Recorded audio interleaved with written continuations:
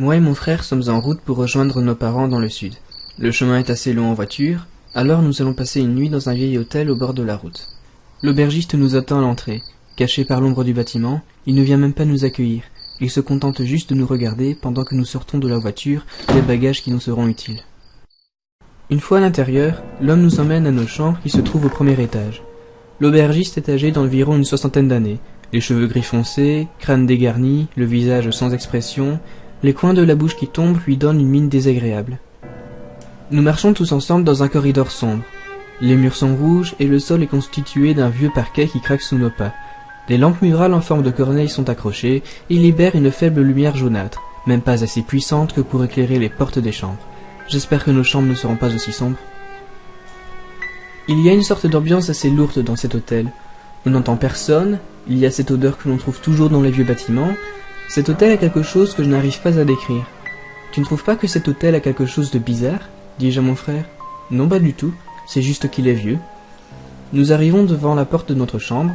Elle se trouve à 3 portes des escaliers pour rejoindre le rez-de-chaussée. Je demande à l'aubergiste si d'autres personnes dorment dans l'hôtel. Il me répond par un simple nom de la tête. Nous entrons dans notre chambre. Malheureusement, c'est ce que je craignais. Notre chambre est aussi sombre que le couloir. C'est une petite chambre avec juste 2 lampes cylindriques sur la table de nuit de nos 2 lits. La pièce a le même mur et le même plancher que dans le corridor. J'essaie de rester positif en me disant que ce n'est que pour une nuit. Nous enlevons nos affaires de toilette de nos sacs. « Ce vieux me fait froid dans l'eau », me dit mon frère. C'est vrai qu'il semble très froid, mais comme je me le disais, ce n'est que pour une nuit. Nous passons un moment à critiquer l'auberge et ce type. Ensuite, l'un après l'autre, nous allons nous laver dans la salle de bain collective. 1h du matin. Mon frère dort, mais je ne parviens pas à trouver le sommeil, sauf que lui, il dort déjà depuis longtemps. Je suis surtout plongé dans un de mes livres. Nous devrions arriver chez nos parents dans la matinée.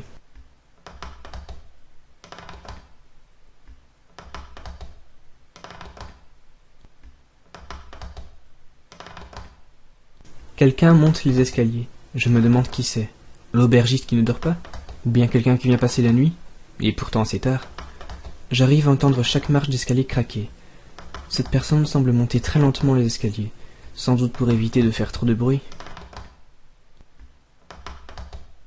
J'entends la dernière marche d'escalier craquer. Maintenant, c'est au tour du corridor. Je continue à lire mon livre pendant que j'entends les pas se rapprocher.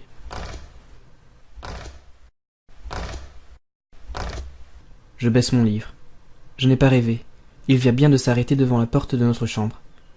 Je regarde mon frère qui dort paisiblement. Je me lève et tente de le réveiller.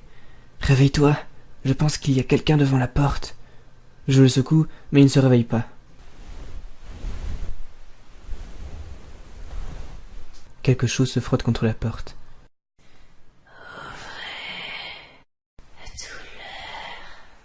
Je m'écroule à côté du lit de mon frère, tout en fixant la porte de la chambre. Mon cœur bat rapidement. Je me recroqueville sur moi-même et ferme les yeux.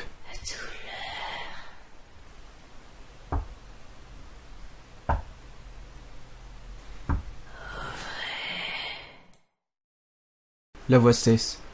Plus aucun bruit. Je rampe lentement vers la porte. Si jamais il m'arrivait quelque chose, je la refermerais instantanément. J'avais l'impression d'être en pierre.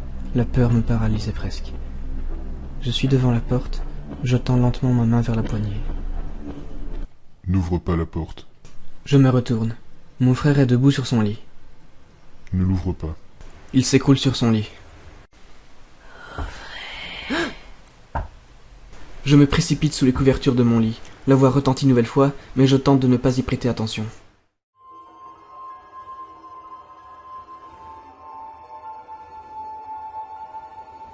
Il est 4h du matin. J'ai dormi pendant 3 heures. Les lampes sont restées allumées, mais...